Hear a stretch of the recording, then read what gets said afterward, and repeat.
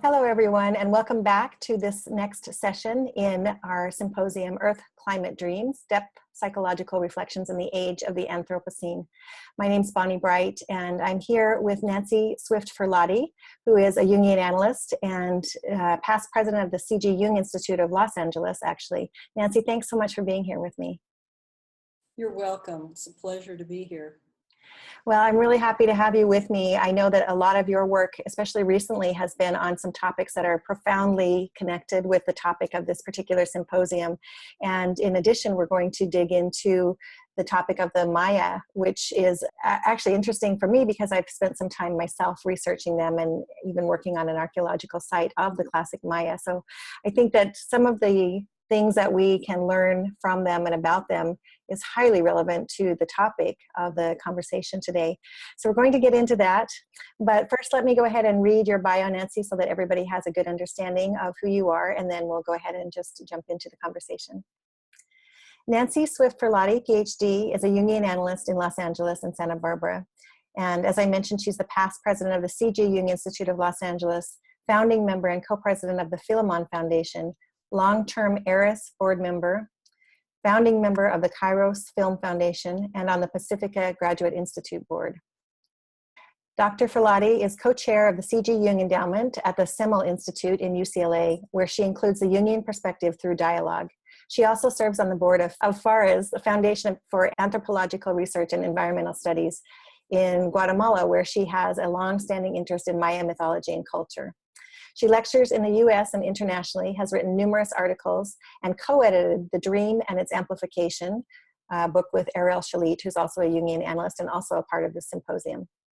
And she recently founded Recollections, LLC, to edit and publish first-generation Jungian material. It's an amazing contribution to the field, so that's really wonderful. And then the last thing I should mention is Nancy also contributed 2 chapters in the recently published book, A Clear and Present Danger, Narcissism in the Era of Donald Trump. And those both have a theme around home, which is also a really profound topic in this particular symposium, as well as in Jungian and depth psychological circles around the world, I would hazard a guess. So Nancy, again, I'm really excited to be able to just launch into some conversation with you, particularly around the Maya. And I know that your work recently has been especially focused on the Quiche Maya. And the Quiche Maya, I guess I'll let you go ahead and talk about that a little bit, but their sacred book, or one of their creation myths, is called the Popol Vuh, which is the dawn of life. Can we start off maybe by talking a little bit about the Maya, and also you can give us just a sense of who they are for those who aren't familiar, and what was significant about them, particularly for you? Well, first of all, let me start by saying the reason I got interested in this material to begin with was actually through dreams. That when I was quite young, I started having dreams that had images that I just absolutely didn't understand. And of course, later as I grew up, I started investigating those images, and they came from Mesoamerica. So I started asking myself, well, why? What is this? Me, an American living in Los Angeles, having dreams of some of the gods and images from Mesoamerica. And that really sparked my interest. So, and also recognizing that there's so many Maya who live in Southern California, it really began to make sense for me. So I started digging into that material and discovered the most incredible book called the Popol Vuh, which is the Maya creation myth. Now, the Maya are a group of people who lived in Guatemala, Belize, Mexico, and El Salvador. And their tradition goes back to probably before 2000 BC. And the reason they're so striking is because in the Mirador Basin area, which is in the highlands of Guatemala, kind of central northern Guatemala, they were able to develop a civilization, really a state-level civilization that actually was the equivalent of what was going on in China, India, the Indus River Valley, Egypt, and the Assyrian civilization. It was massive, and they created and built huge temples. They had a very extensive agricultural system, waterways. I mean, they were very sophisticated. They developed a written language, kind of a hieroglyphic language that allowed them to have very sophisticated thought, symbolic thinking. And they were also incredible mathematicians and astronomers.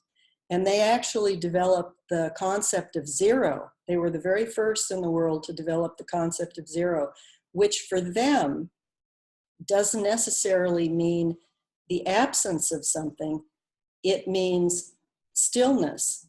It's the place where the end comes or where the beginning starts. So they have a slightly different conception. And they were such a tremendous civilization, such a tremendous influence in all of Mesoamerica. But unfortunately, their history, their writings were pretty much eradicated. When the Spanish came in, they attempted to completely eradicate any evidence of the greatness of their civilization by burning all of their books. So there were, in fact, only 4 books, which they referred to as codices, that remained after the burning of all the books. And one of those was the Popol Vuh.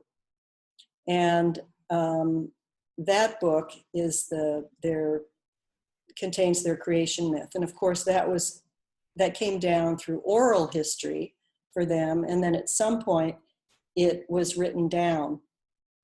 And luckily, we have a copy of that because of one very sympathetic Spanish priest asked the daykeepers or the Maya priests to please give them the book so that it could be transcribed into Latin letters from the Quiche language, which it was. And then the original, of course, disappeared again and has never been seen. But we have that copy of the transcribed Popol Vuh, which actually resides in the Newberry Museum in Chicago. And that, of course, is what the translators have used to translate it into various languages, in addition to English. It's been translated twice into English. So we have it available. Yeah. I mean, we're so lucky to have at least that little piece of history. And it just really, hurts my heart to hear you say that there's only the 4 left, because I think, assume that there were hundreds, if not thousands of these over the course of so many centuries and even millennia. But of course, in the Popol Vuh, it is a creation story that really talks about where the people came from, right? Can you share a little bit about the story, maybe just in a nutshell, for those who aren't familiar with it, so that we have an understanding of what the symbolism is as we move into that piece of conversation? Yeah. It's really an incredible creation story, and it's very detailed and it's very long. But basically, it starts just as the Bible starts, with silence. There's no light, there's no movement on the water. The water exists. There's the sky and there's the water, but there's nothing else. It's present, but it's silent. And the gods, there are a number of creator gods. It's more a council of gods who are always in pairs. There's always the masculine and the feminine. Each pair of these creator gods has both the masculine and feminine within it. Anyway, they get together in council, and out of their council comes the word, which is what the Popol Vuh says, which is very interesting because that's the way the Bible starts. It starts with the word. And they decide that they want to begin the process of creation. And so they assign this process to another couple to actually do the creating. And they decide that they're going to first try to create the earth. And they put animals on the earth. And they say the animals only squawk, chatter, and roar. And so this is not good for them because they are attempting to make a being that will think, will ponder, and have compassion, and also have respect for the gods and be able to have reciprocal relationship with the gods. In other words, to honor the gods. And the animals can't do that. So they consider this to be somewhat of a failed creation attempt. And they leave the animals on the earth to serve what will come next. And so then they try again. They go back into council. And each time, it's not just one creator God making these decisions. It's done in a group where they get together and they decide how it's going to be done. So the second time around, they create a race of mud people. They take earth and water and put that together and create these beings.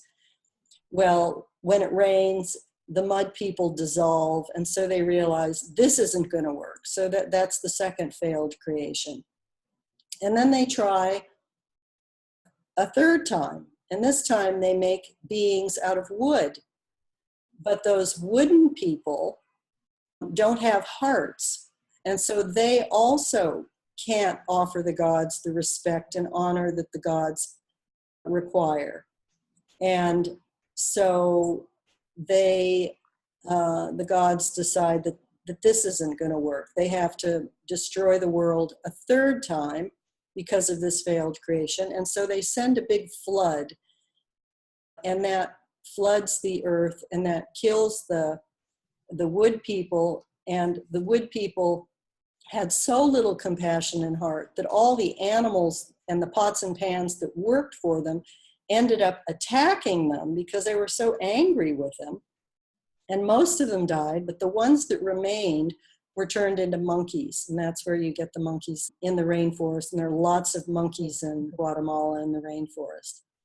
So that was the third attempt. So with the fourth attempt, they come up with a new plan, and they decide that a set of twins will be their heroes, and they will attempt to bring order to the world, which is the first thing that has to happen. So there's a slight diversion in the text at this point, and you have one set of hero twins who are responsible for taking down a bird, a big, beautiful macaw that has set himself up after the flood, after the world has been flooded.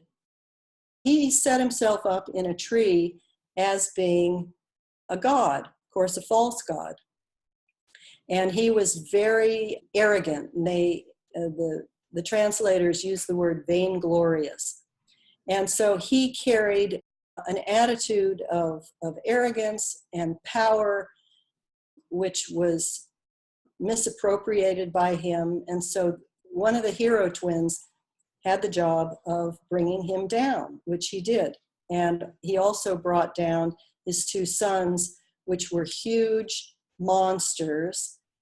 One of these monsters was an earth monster that created mountains, and the other one was a mountain destroyer and an earthquake monster that destroyed mountains. And so Hunahpu was the name of the hero twin who actually did this work with the vainglorious macaw, and brought him down and brought the sons down. And that's an interesting little insert in the creation myth, because it talks about the proper attitude that one has to have in order for successful creation to take place. And psychologically, I think it's very smart and it's very interesting to see that. So after that, then you have actually the older set of hero twins going into the underworld, being invited into the underworld by the demons and the gods residing in the underworld to play ball, which is a big thing in Mesoamerica, is the ball game. The ball game is really it's the struggle between dark and light. It's the struggle between good and bad. So they're invited down to play the ball game with the demons, and their task is to attempt to domesticate the underworld demons that would be representative of anger, arrogance, all those complexes and affects that we all have to deal with psychologically. We see this in our children, and the process of sending them to school helps socialize the kids and helps them learn to interact and share and do all those things that allow the child to fit into the group and be a part of the family and the group. Well, this takes place on the cultural level too. The demons and all the affects and complexes need to be domesticated in order for the culture to actually move ahead. So the two senior twins end up losing the ball game, and one of them loses his head and the other one is buried. And so then the sons attempt it, and they're a bit more wise because their mother actually was the daughter of the death demon who was impregnated by the severed head of the father after they were killed by the demons. It gets very complicated. But anyways, the two younger twins, Hunahpu and Xiblanque, end up successfully defeating the demons in the underworld, and they have cleared that out to the point where they now can take the father's head and resurrect the father, and he becomes the maize god. Hunahpu becomes the sun god, Xiblanque becomes the moon god, and humans can now be created. Humans with a heart, humans with compassion, humans capable of pondering and considering. And that is what was really important for the Maya. And so there you have the dawn of life, and the dawn emerges. And as the sun emerges from the depths and warms the face of the earth, all the gods themselves become stone. They solidify in the heat of the sun. And what that means is they no longer speak to humans, but they become internal whispers in humans, which is what we experience when we dream. And when I dreamed about those early Maya symbols, and when the self speaks to us in our dreams, that would be the equivalent of the Maya gods that have been turned to stone and yet internalized as that inner whisper in all of us. Oh.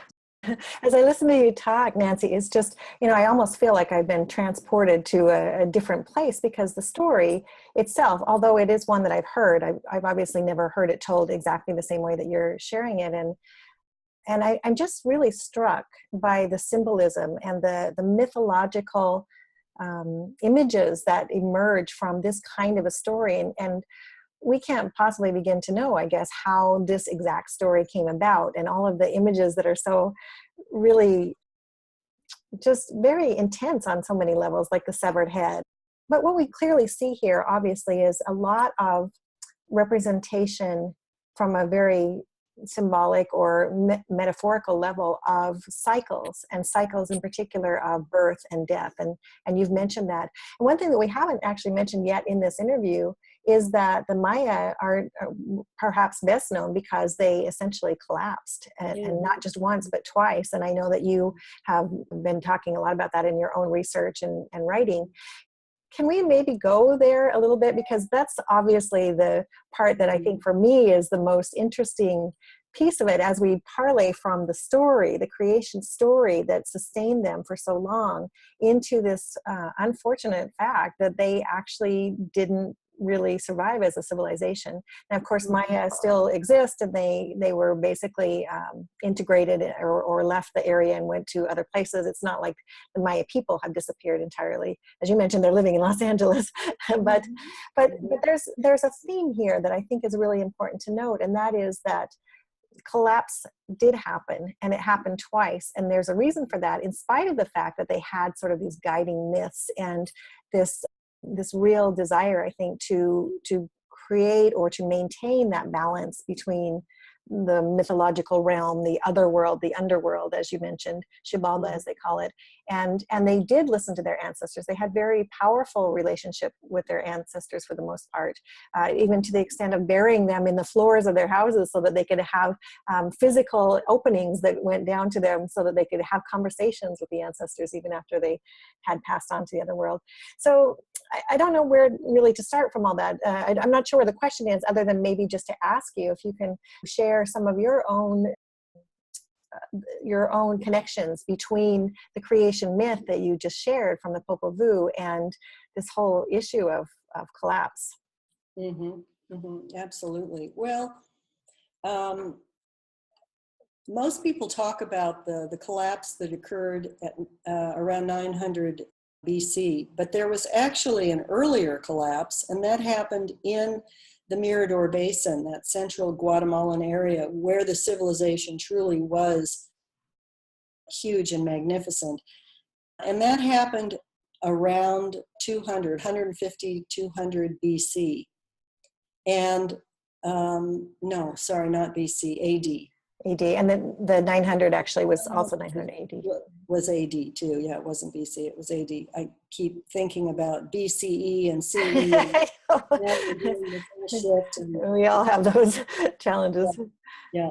So anyway, the first collapse happened quite early, and of course, people think that it could have been caused by drought, which is very possible. It could have been caused by increased warfare, which was happening.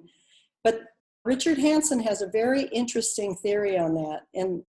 And doing his research, Richard Hansen is the archaeologist who's in charge of the entire Mirador Basin, which includes 51 pre-classic Maya cities. And he has uncovered incredible temples. For example, there's one temple there that is called El Tigre, which is part of the La Danta complex.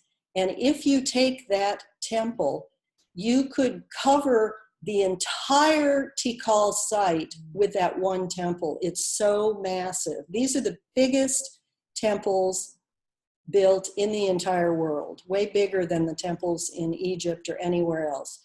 They started a building program of these massive temples, and they covered these temples with white plaster.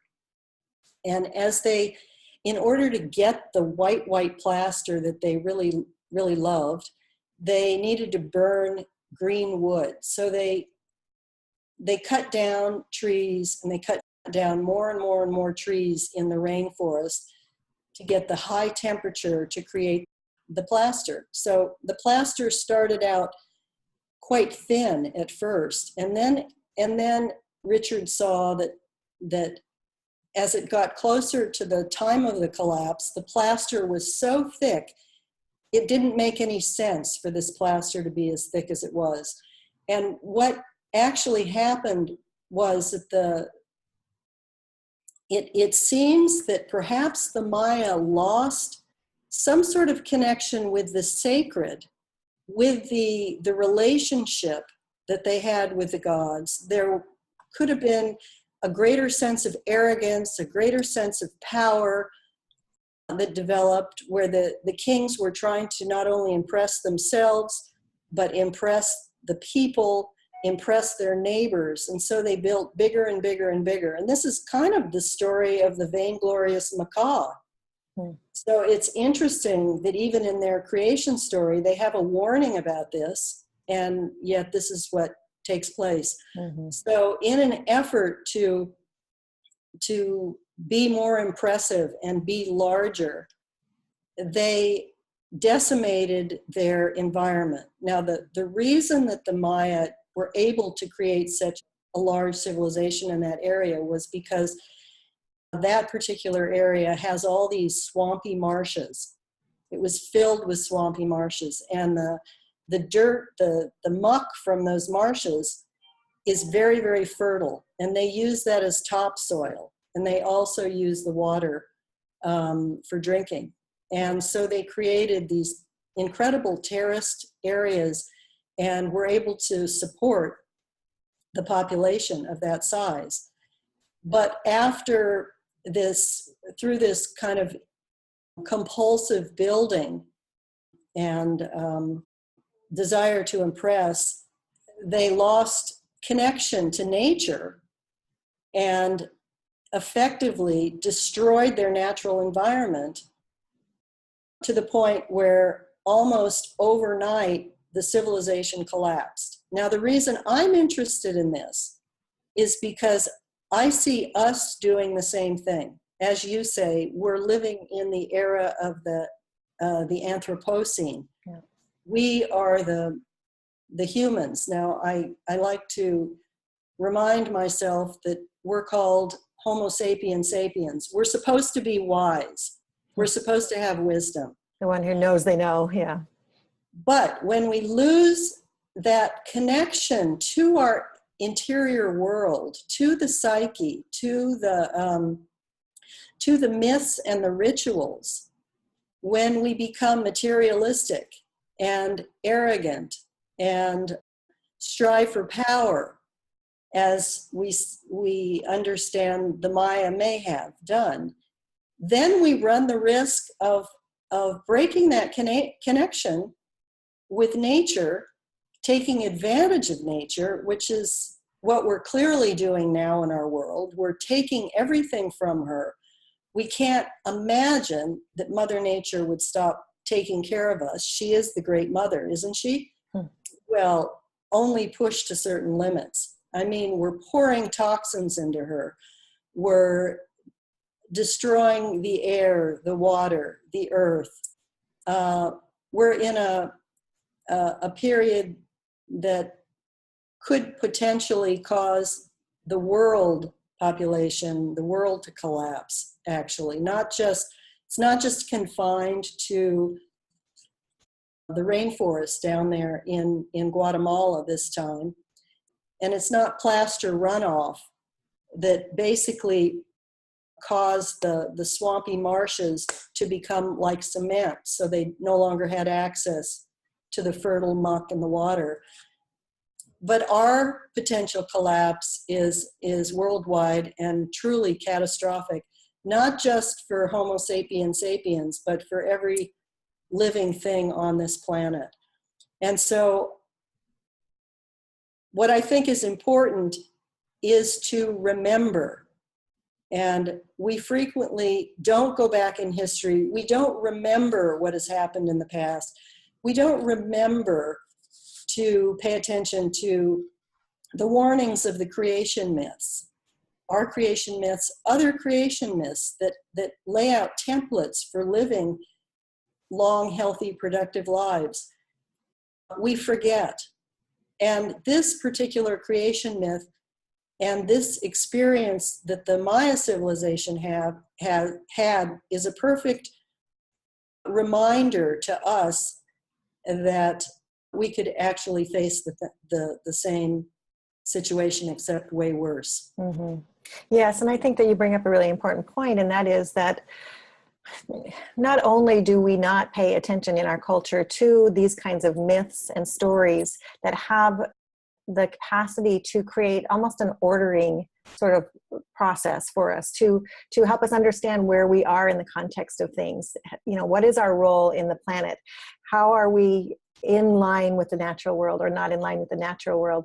As you point out, these texts are there, and mythology has always been a really powerful way for human beings to be able to do that. It's why these stories were passed down over millennia, and people, or especially earth-based people, were living their lives this way.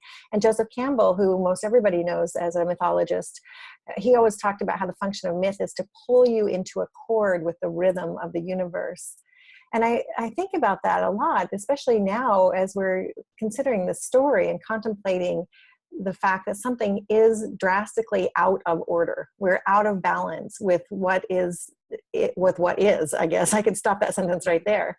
And clearly the Maya, in spite of the fact that they were earth-based peoples and that they had their own system of rituals and, as I mentioned, ancestors, and they had animal spirit guides, and they had a system of being able to be plugged into this kind of thing. In fact, even the temples, I believe, what I understand as they began building those, is that they were creating a vertical axis which allowed them to travel between the underworld and the upper world, or, you know, earth and heaven, and to access the gods. But like all cultures, pretty much, eventually, as that change goes on, we tend to forget what is most important to us, and we begin to come out of balance in that.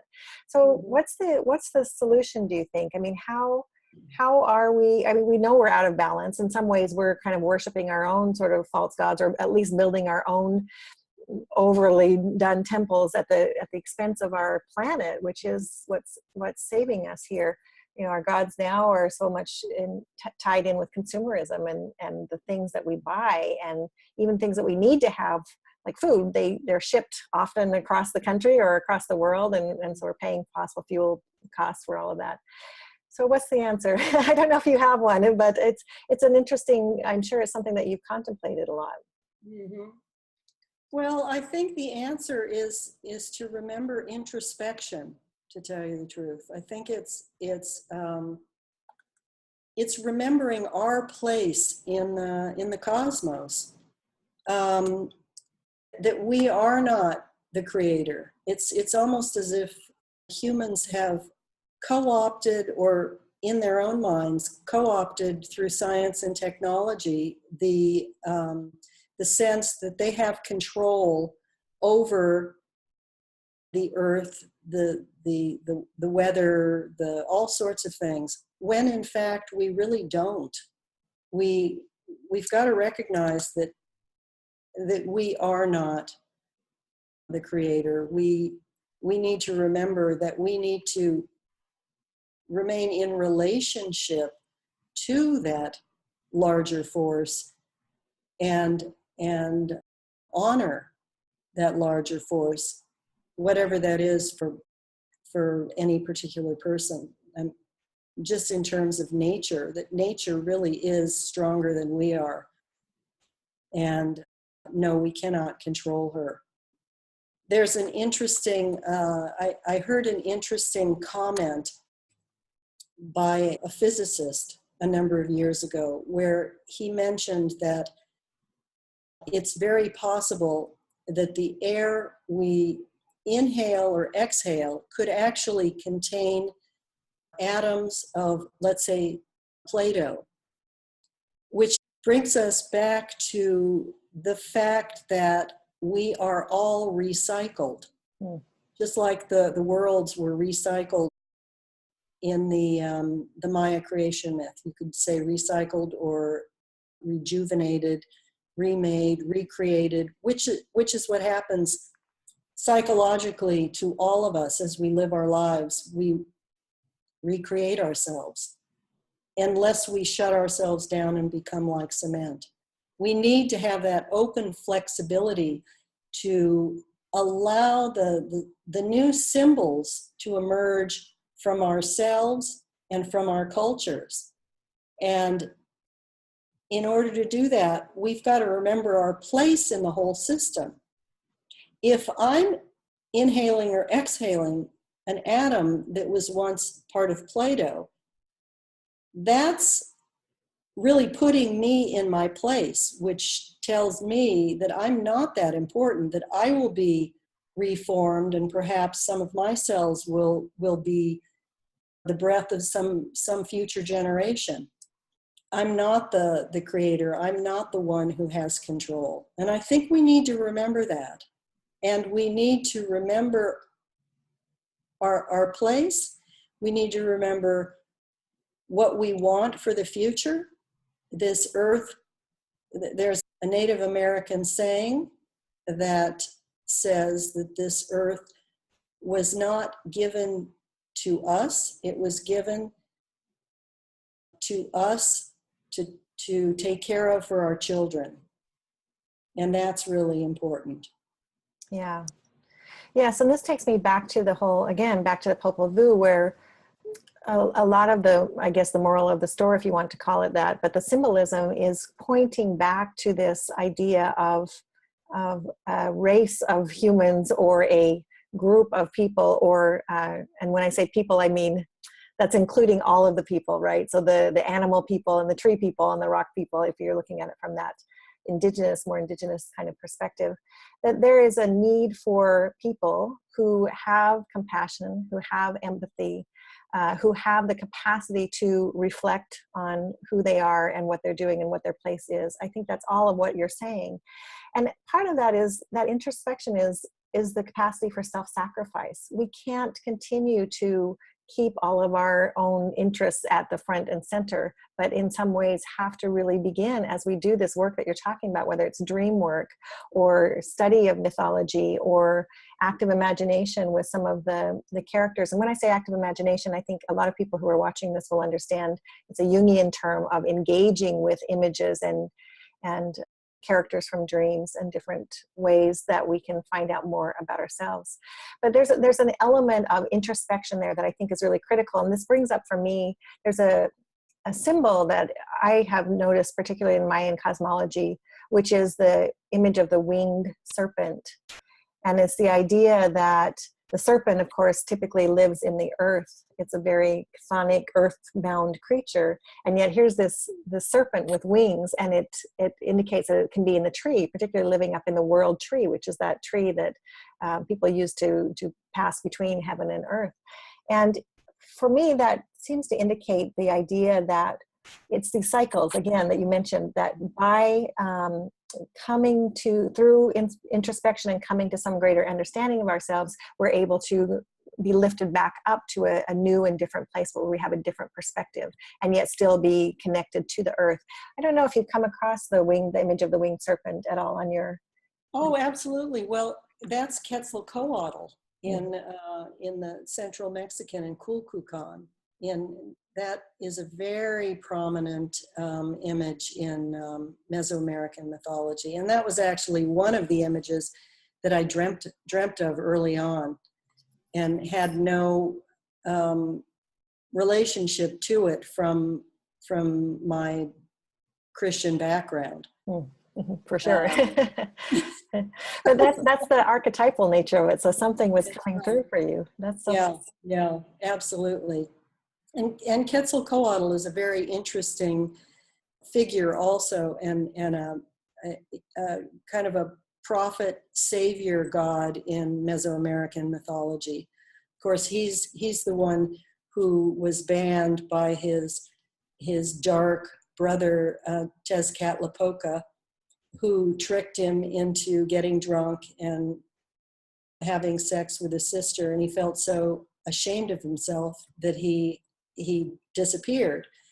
And he was the constructive part of the duo. Tezcatlipoca was the dark, shadowy side, and Quetzalcoatl was the kind of the savior, and a very, very important figure. And that would be like the second coming of Christ, so to speak. When Quetzalcoatl returns, then the savior returns. And of course, the tragic story is that when the Spaniards arrived in central Mexico, Moctezuma, knowing that myth of Quetzalcoatl and evidently Quetzalcoatl was seen as blonde and blue-eyed. When the Spanish came off the ship, there was great confusion about whether this was Quetzalcoatl or who were these people, but they figured it out very quickly.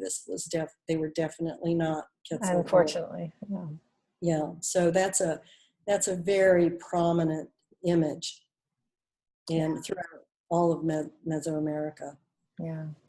Well, it's just such a rich culture, and it's just so fascinating. I think that we could probably go on for hours and discuss it. I know that there's a lot more. Are there any particular books or resources that you have found helpful in your own research that might be helpful to people if they'd like to dig more into the Maya cosmology or the history of the Maya?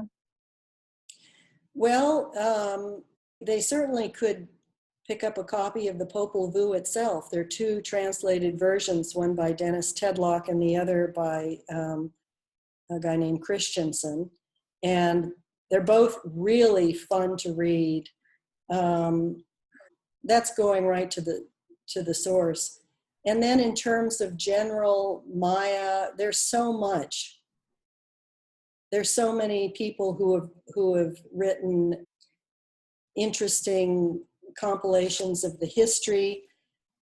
Most are written by anthropologists and archaeologists, and they don't touch on the psychological aspects.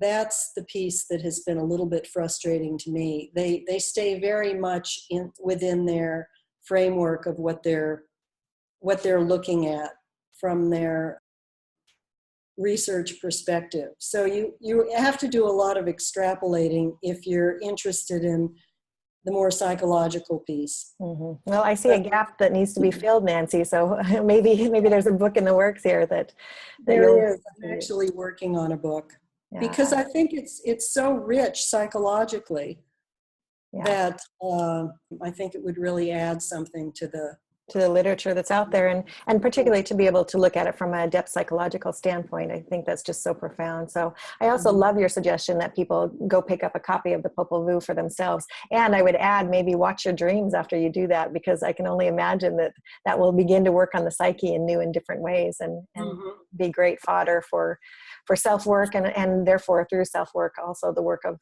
the culture, because we certainly need a great number of us doing that kind of inner work in order to be able to start initiating some kind of a transformation, which is going to have to happen. It's going to have to happen. And it's pretty scary out there, actually. I feel we're well beyond the tipping point. And if we don't figure out how to adapt to living in a new environment, then we may go the way of the Maya. Yeah. And this earth may have to be recreated in a new way. Yeah. Well, I'm glad that you're able to look at that and hold that. It's certainly not a thought that most people enjoy thinking about, and it's not an easy one for sure. No. So. And I think that's why a lot of people go into denial around this. It's a far view. It's not something that is directly in front of our faces, except for the fact that living in Southern California, I'm living in the 5th year of a terrible drought. And so that is right in front of my face. Yeah. But most of these problems are kind of over there and a little diffuse, and it's easy to fall into denial about it, when in fact it's upon us and it's going to just continue to get worse. And we need to pay attention. We need to wake up. We need to develop a new relationship with nature and figure out how we are going to live with this very changed natural environment that we have. Yeah. Yeah. Well, Nancy, thank you so much for the work that you're doing in that field, because you're definitely leading the charge with a number of others that are really doing profound work. And it's really wonderful to see that. So thank you so much. And I just wanted to remind everybody, I've been speaking with Nancy Swift Furlotti, who is a Jungian analyst and is doing some really interesting research on the Maya and making those extrapolations, as you mentioned, with depth psychological significance of our own ecological crisis that we're facing. And Nancy is going to be offering a copy of an essay that she's written that is not widely available. And so you can be on the lookout for that. And we'll have a link here for you to be able to click on. And Nancy, do you have a website, or is there some place people can go to learn more about you and your work? I don't have a website. I'm not on Facebook. I'm on LinkedIn and Twitter. That's They can give great. me a call. That's great. Well, it gives you Write more me time. a letter. How More about the old-fashioned approach? Sounds good. It gives you more time to write. It's interesting to hear you say that. So I'm really happy that you are, again, just addressing this, and really grateful for the time that we've spent together today. So thank you so much. You're welcome. Thank you.